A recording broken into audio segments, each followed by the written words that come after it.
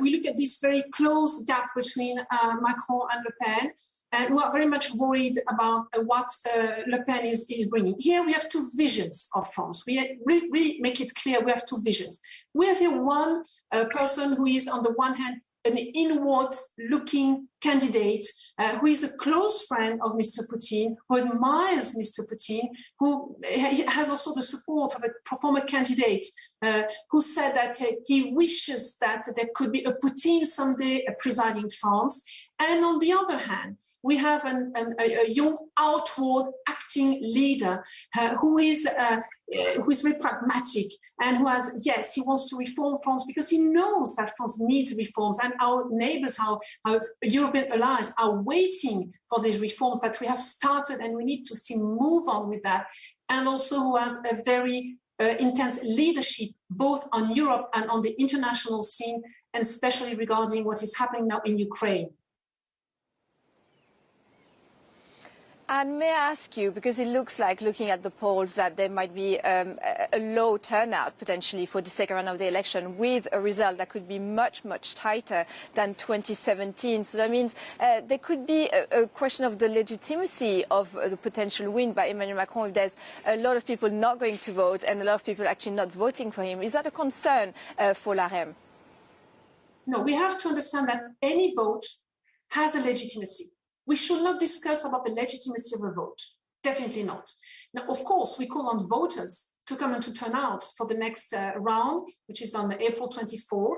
And the more they vote, the more they express themselves. And I like to say that you do not necessarily vote for yourself, but you vote for your grandparents, for your neighbors, for your children, for our health system. Maybe we don't need it, but maybe our close relatives need it.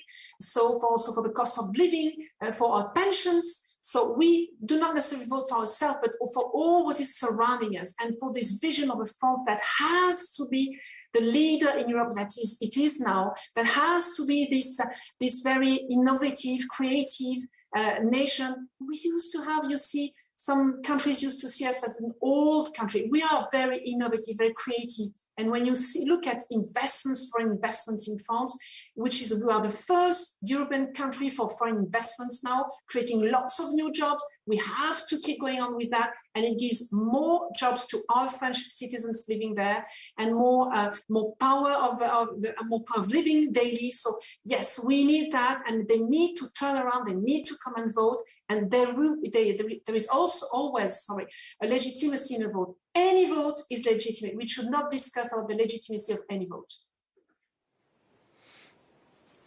It looks like the voters for Jean-Luc Mélenchon will be crucial in the second round. This 22% block of votes here that can really make the difference for the second round. And it looks like Jean-Luc Mélenchon, a lot of his voters voted for Emmanuel Macron in the second round last time. A lot of them this time around said they won't support him or that they will abstain. And again, we've seen that Mélenchon has come ahead in a lot of big urban areas, in Paris, for example. So how is Emmanuel Macron going to try to approach and charm these voters to try to win them for the second round? 2 points. The first point is that Jean-Luc Mélenchon this time has been very clear on the fact that there should be none of his votes going to Marine Le Pen. He has been very clear. He's repeated it 4 times. None of my votes should go to Marine Le Pen. Last time was not the same. He was not that clear. So this time he made a very clear speech yesterday. Now, on the other hand, yes, Macron has to continue working on the cost of living, and the purchase power. He has been working whatever it costs for the last 2 years. What was it? Except something what was necessary for our citizens to have more income, to have a better living, to have less taxes. This is what we've been working on for the past 5 years, and with whatever it costs for the last 2 years. So we have to keep going on with that, and to continue giving what we need to give to the most vulnerables. I'm thinking, let's say, about the single mothers. We need also to think about the retired who have a very low pension. We have to work on that.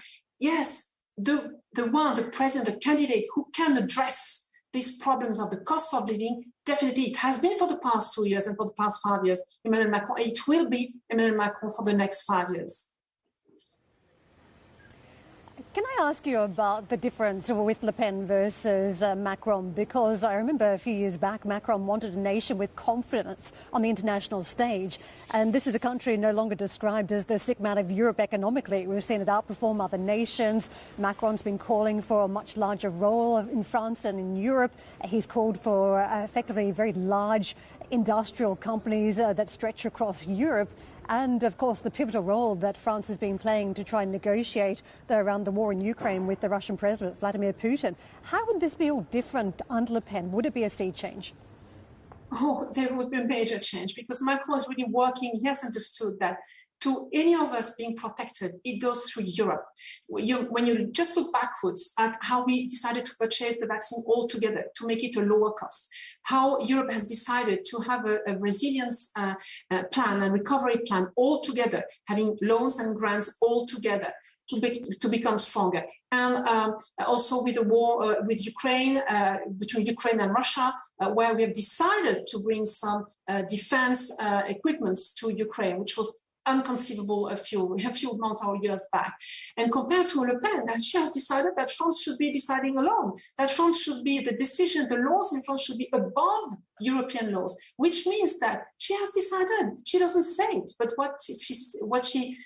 her rhetoric says is that she has decided to leave Europe, because if you do not want to respect European treaties, you just step out of Europe. So this is what she's carrying, what she's saying. She doesn't want to say it precisely with the words. She used to say it 5 years ago, but now what she says, when she says our French law goes above European law, it means that stepping out of European treaties.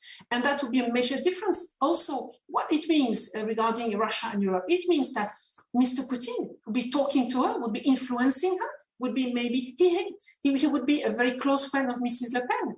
And where today we are supporting Ukraine. And her own party has decided not to support at the European Parliament the decisions to bring some support to Ukraine, to some money to Ukraine. They have abstained from voting or maybe voted against it. So that is Mrs. Le Pen.